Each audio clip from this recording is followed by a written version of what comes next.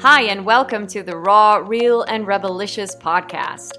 My name is Michelle Rebel Coops, and as a personal branding coach, I guide and mentor high-achieving professionals and entrepreneurs to liberate themselves from the invisible shackles that keep them from expressing themselves authentically and unapologetically in work, life, and even love. I believe we can all become our own powerhouse and become true leaders of our lives. So let's explore how you can become who you're meant to be. A free, radiant, joyful, and juicy creature of love who takes charge like a true leader does. Hey guys, thank you again for tuning into my podcast. So in this episode, I would like to speak about how we can choose who we actually want to be. Now, this may sound a little bit counterintuitive. I mean, aren't we who we are? Isn't that something static? Isn't the true essence who we are just something that is already given? And I get that. I understand why you might be thinking that, but I do believe that our identity is not necessarily a static thing. Neither is our personality. I believe that we can actually choose. We do not necessarily have to accept ourselves in the sense that accept what we have been so far, that defines who we need to be in the future. And I will explain this in more detail. Now, I'd like to remind you, if you know him, Stephen Covey, he's a man who is like one of the top leaders in business as well as personal development. He's written a book, 7 Habits of Highly Effective People. He died a while ago, but his book remains, and there's many leaders, many professionals who are very familiar with his work. So what he basically explains is that there are 7 habits, actually 8, for people to actually live a life effectively and be successful in it. And the third habit that he describes is start with the end in mind. And this is a beautiful way of looking at life or choosing who you want to be based on, what if you would be on your deathbed? Or actually, he talks about, what if, someone would, if you could write your own eulogy. What if you could be the one looking back at your life? What is it that you would want people to say about you? What is it that you want to be able to have shown in your life so that you will have the best funeral and eulogy ever? So let me ask you that question. If you could look back on your life, whether it's when you've passed already, or maybe you're on your deathbed and maybe one of your grandchildren or someone that means a lot to you asks you about your life, what would you like to be able to say here? Who would you want to be? How would you like to describe your life in a way that you feel that you have not wasted, or that you have not, you don't have this list of regrets? I'm pretty sure that you're familiar with the saying, it's better to regret the things that you've done than to regret what you haven't done. So again, this is about, stepping up and choosing who you want to be so that you can actually say, I've done this, I've accomplished this, so that you fulfill your potential. Now, I've already said that, our identity is not necessarily a static thing. But it is interesting, though, that how do we build an identity? How do we get to be who we are? And of course, over the years, it is our conditioning that leads us to developing ourselves and growing ourselves in a certain way. It's our conditioning as well as our traumas, all the programming that is happening by society, in schools, by our parents, friends around us, that creates this status quo within ourselves, and it creates a certain behavior, a way of thinking, basically a complete neurological system that basically teaches us on how to be. So over the years, we've created a frame of reference, a way that we feel that life should be, or this is our normal, this is who we are. It's actually a place, in which we feel comfortable. We feel comfortable being who we are so that we don't have to go out of our ways to do things that we're afraid of. We have created a way of coping with life, coping with reality, maybe how we live our lives in our love life, maybe in our careers. We do things, and that over the years, even though we've had our challenges, of course, we have created mechanisms that allow us to be comfortable in it. And that's good because, being in a constant fear or something, that could also, if that's too much, that will just ignite a complete fear-based state. And that's not healthy either. But at the same time, we have also accepted certain truths in our lives that might not be our truth specifically. So we've accepted rules, we've accepted society imposing certain conditioning upon us, regulations, ways of thinking, beliefs, and so on, that might actually not resonate with who we are deep down. The problem is that we sometimes forget to challenge these rules and beliefs. The thing is, it doesn't mean that we can't. So even though for years we've accepted our upbringing, the way that our parents think, we've accepted that as truth, as status quo, it doesn't mean that we don't get to challenge it in the moment, now, in our present moment. Because here's the thing, even though everything that we have been through in the past, it doesn't have to define who we are in the present, and it doesn't have to define who we are in the future. Because if it would mean that we would never really be able to step out of something. And that would be so super sad when you just think about that. I mean, think about the idea that the traumas that you may have experienced in the past, the pain that you've encountered, all the fears that you have developed because of that. What if there would be no way out? That would be detrimental. There would be no hope anymore. And I can tell you that this is not true, because basically everything that we've been taught is something that is programmed in our brain. And the great thing, because it's been programmed, it can also be reprogrammed with new beliefs and new habits. It just takes work. And the thing is, it is in many ways, we have no idea to what extent we've been conditioned. I mean, we just accept certain rules for what they are. I'm really intrigued by this because, obviously it is no different for me. I'm just as human as anyone else, but I do try to challenge certain rules because I feel like some of them, some ways of how we should behave or how we should navigate life, they just don't make any sense. I really believe that it's weird that being naked is frowned upon. Like, just look at social media like Facebook and Instagram. They do not allow nipples to be shown. It's okay for male nipples to be out there, for men to show their nipples, but for women, all of a sudden it becomes a sexual thing. It is crazy when you think of it. It is weird that we really feel that we need to cover our nakedness with clothes, otherwise it's inappropriate.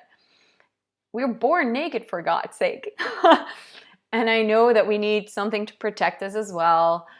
But, and yes, of course, there's nudist beaches and all of that. So there are places for it, but and there's the spa where you can go to, but there is a certain, when you think of it, that it is not allowed for people to just be somewhere and be naked because it's seen as unnatural or inappropriate. That's something that we've been conditioned with.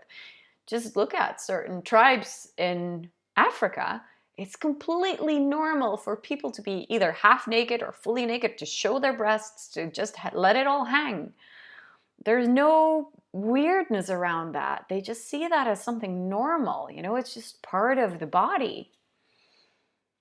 And I know that in the past I've had partners who were a little bit embarrassed when I would put on a top without a bra that would obviously show a little bit of nipple through, in terms of the shape of it. I don't know. For me, it's always been like, yeah, but why is that such a bad thing? This is my body, and I'm not ashamed of it. And maybe right now you're thinking, yeah, but that's not appropriate. Of course I'm going to wear a bra. I mean, I don't want to show my nipples. But the question is, why exactly? Why is that? Why have you accepted that to be true? Why have you accepted that it is normal to be ashamed of certain body parts and that you can't show the form of it? You know, you can't show the outline of your nipple through your t-shirt, for example. I'm talking about women here, obviously. Why have we accepted that as a society, that this is a thing? Why was there so much hassle around Nipplegate because they showed a nipple? Oh my God, it's body parts, it's normal. They feed children, you know, in the female counterparts at least. It is just nipples.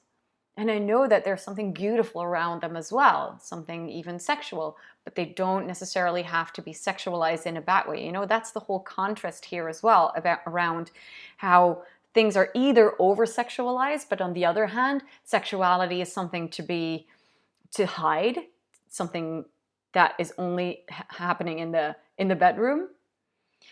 So there's this contrast, this polarity, and I find it very, very fascinating. I find it fascinating how certain conversations are deemed inappropriate in certain situations because no, we don't talk about that. I've actually had a friend in the past when I was I was so happy around this experience that I was about to have with a lover, and I said, oh my God, I can't wait to meet up with him. And she was like, yeah, I don't want to hear about that. It's like, too much information. It was a TMI. And I was honestly surprised to hear that, because for me, talking about sexuality is just talking about something like that's life. It is something natural. Why, if I talk about this wonderful dinner that I had in a restaurant and I had an amazing date, this is okay. But you know, when I had an amazing night with a lover, I cannot speak about that with certain people. Now I know that's not everyone. I'm very, very blessed to have friends that will happily share all of the gory details with me and I with them. And I absolutely love it because it's something healthy and natural. And at the same time, you know, another thing that really interested me is that, you know, monogamy is a status quo.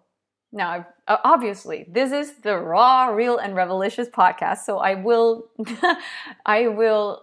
challenge the status quo on many levels. For me, monogamy is not my way of living life. And the funny thing is that, you know, and I appreciate and respect anyone who chooses this consciously, if you choose it consciously. It is not necessarily that I preach that polyamory is something for everyone, or ethical non-monogamy is not necessarily for everyone. But the question is, are you choosing monogamy based on your truth, or are you doing that because you don't want the discomfort of having to face your own fears and insecurities when you open up a relationship, for example? And in many cases, people choose monogamy because they don't want to be confronted with their own fears of not being enough. And the thing is that there's also a lot of people that feel that monogamy is actually not true for them, but they're afraid of acting up upon it. They're afraid of bringing up the conversation, and they feel that deep down, you know, there is another way, that there is another truth, but it's like, no, but I've already chosen. I've committed to a partner, and I'm just going to have to accept things as they are. And basically, they're letting someone else, they're giving another individual permission to decide on their sex life or on their love life, for that matter. They're giving someone else the power. As individuals, even though we're all individuals, they're allowing another individual to have that power over them, because no, I could never discuss with my spouse that I actually have other desires.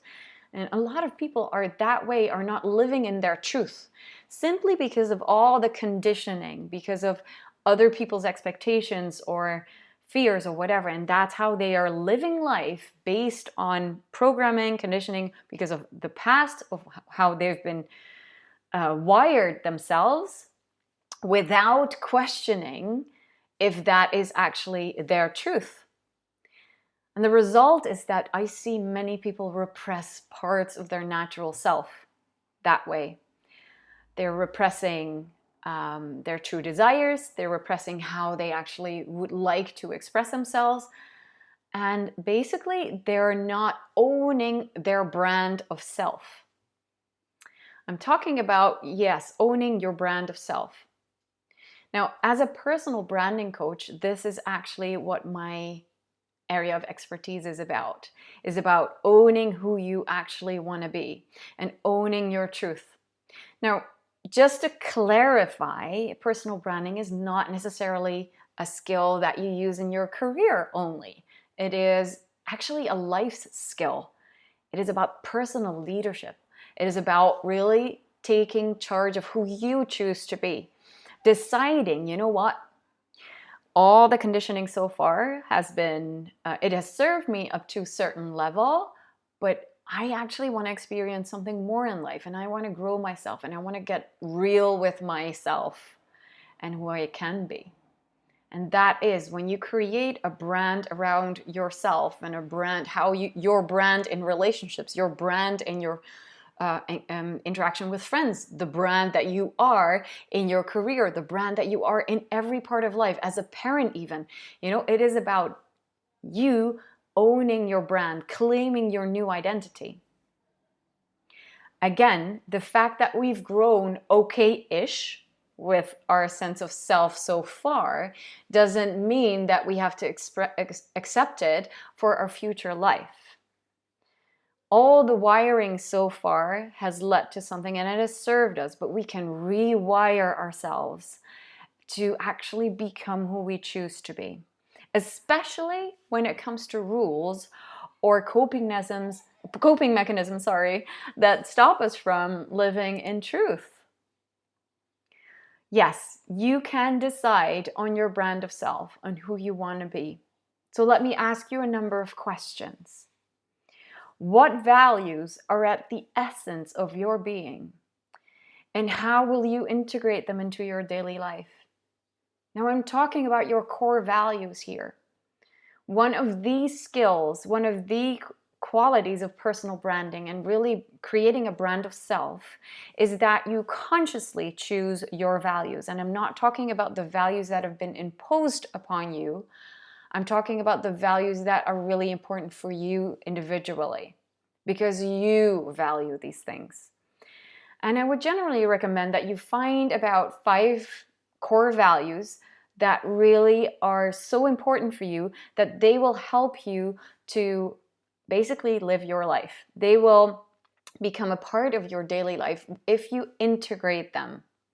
But you cannot just use words. You need to translate these core values into activities and experiences that you want to have.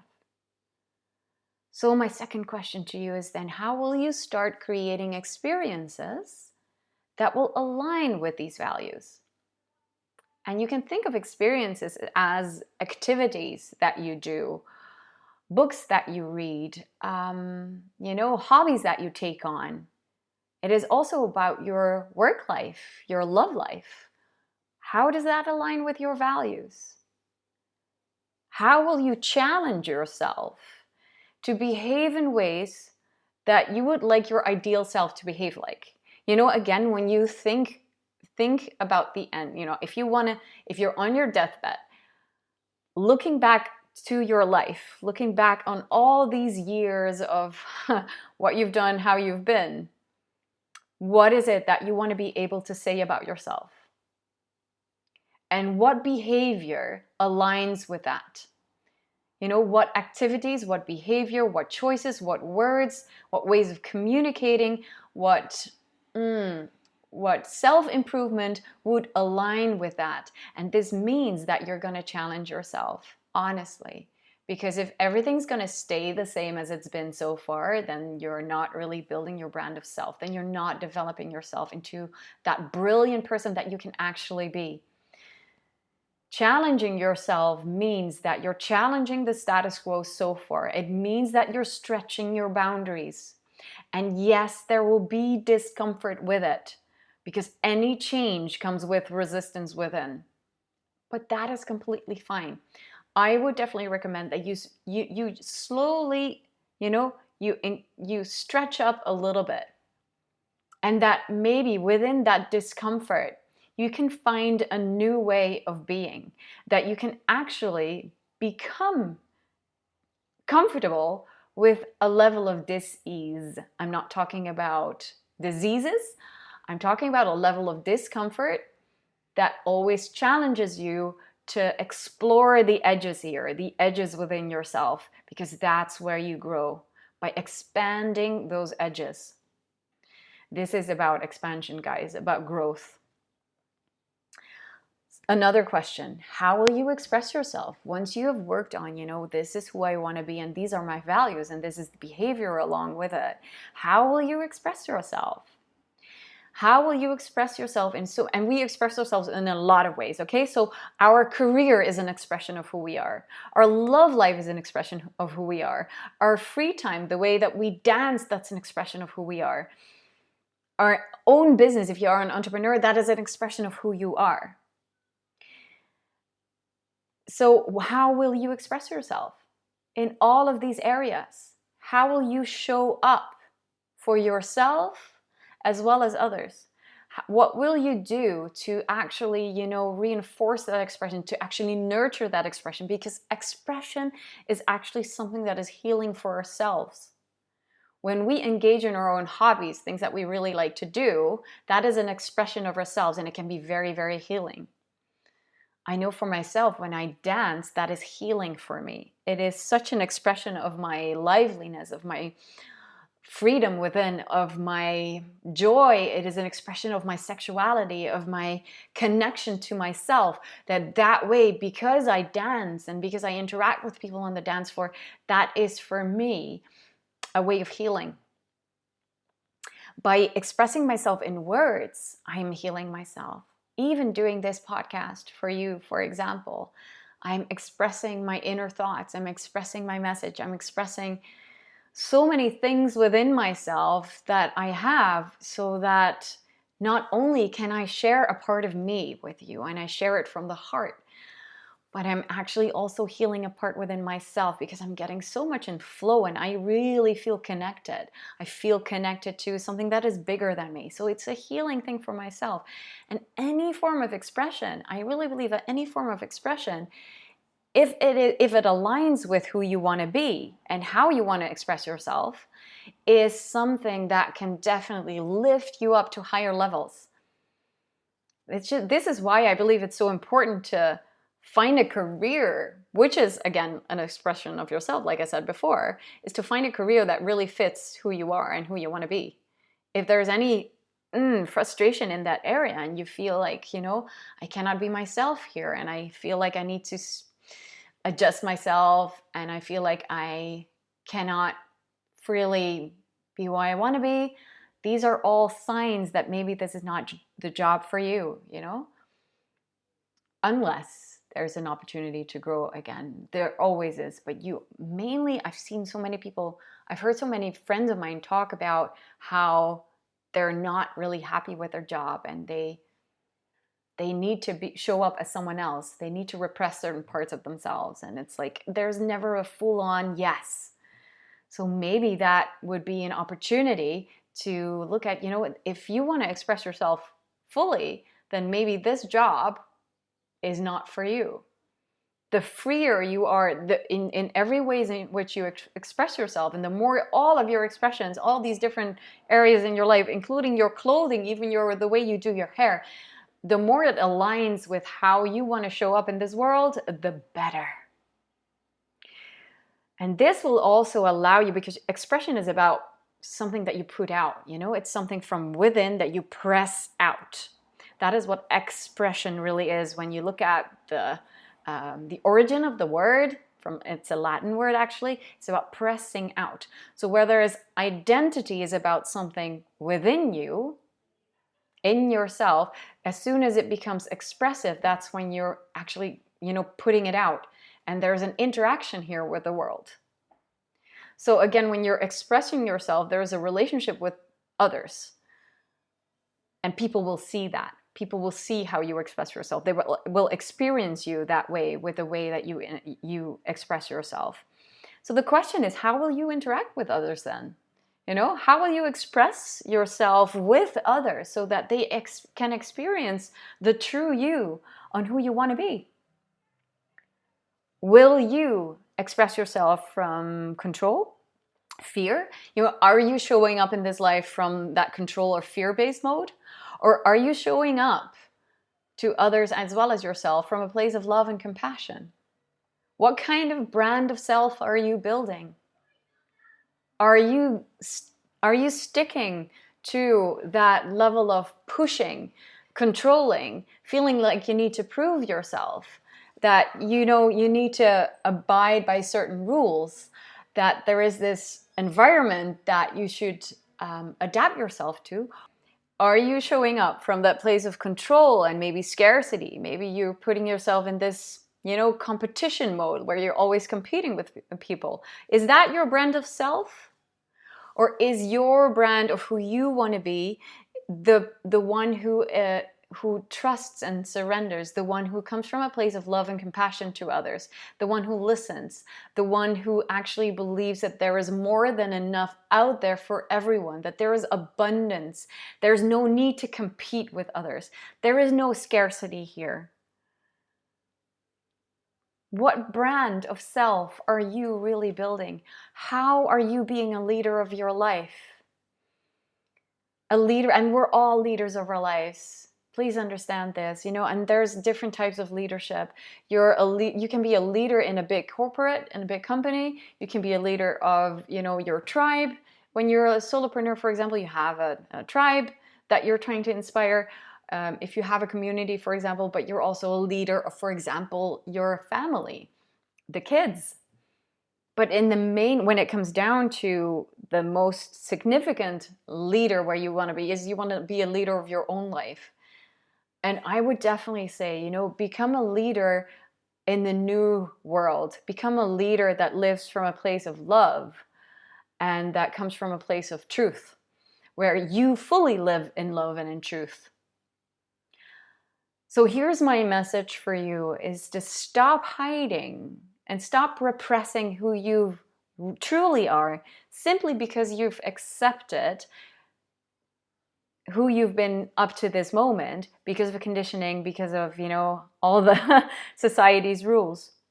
And start challenging the beliefs out there. Start challenging the status quo if you feel that there is something that doesn't really align with who you want to be.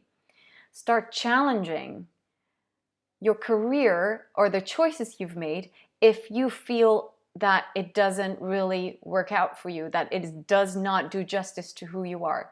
And there will always be areas where you can actually consciously look at yourself and become very, very truthful and say, what, up to now, it's been okay. I realize that, but it has not served me in the best way. It has not served me to be in this job. And I need to change that. I can change that. It's never too late for that. You can actually choose, and you can stop hiding. You can stop repressing that. You can actually choose who you want to be. Courageous enough to express yourself in any area of your life in an authentic way, fully, abundantly, joyfully, and from a place of love. I hope that this helps, and I wish you a wonderful day. Thank you so much for listening. I really hope you enjoyed this episode. If you're hungry for more, please check out my Brand Rebel app in the App Store or the Play Store. Just simply type in Be a Brand Rebel and you will find it instantly. It's free and it's fun. For now, have a magical day. Stay raw, stay real, and stay rebelicious.